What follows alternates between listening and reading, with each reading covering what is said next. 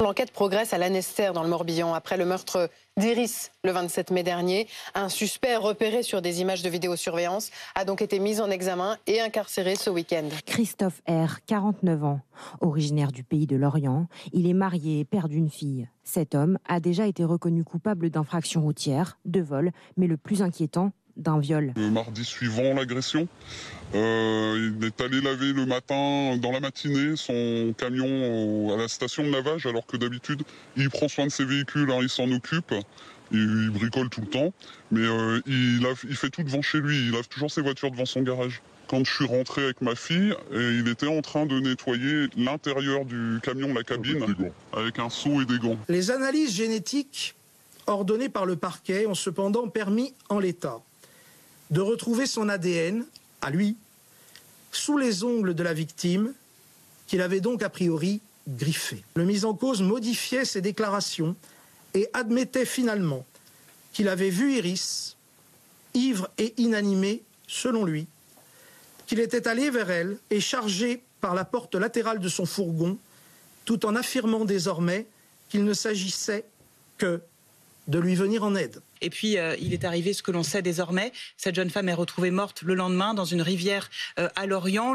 Un conflit de voisinage qui tourne au drame. Une petite fille de 11 ans est morte samedi soir alors qu'elle jouait dans le jardin de sa maison. Ça s'est passé dans un tout petit hameau du Finistère, près de Carhaix. Un homme, chevelure longue, blanche, âgé de 71 ans, surgit armé d'une carabine et tire plusieurs coups. On a entendu des coups de pétard, on a cru qu'ils jouaient avec des pétards. Et puis la gamine, après, elle est revenue en courant chez les voisins pour prévenir, dire ma sœur est décédée, ma sœur est morte, ma sœur est morte. Nous apprenons à l'instant la mort de Silvio Berlusconi, 86 ans, figure de la vie politique italienne. C'est vrai ? Je pensais qu'il était immortel.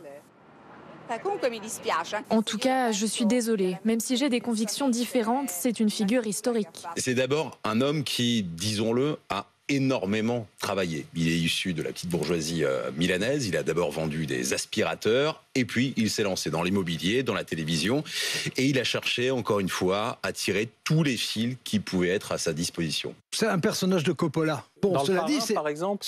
Oui, c'est ce que je veux dire. Voilà. C'est ce que je veux dire. Comme vous le dites. Enfin oui,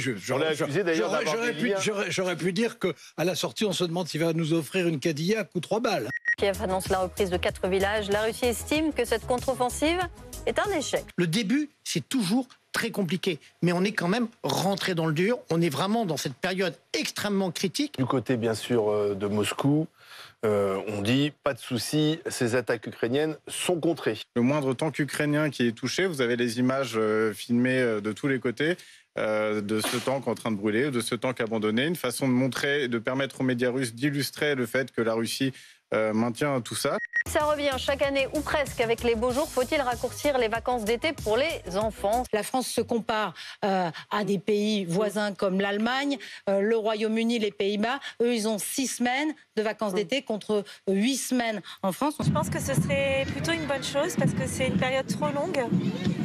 C'est difficile de les occuper. Par rapport à ce que j'ai connu quand j'étais enfant, ça me paraît un peu brutal.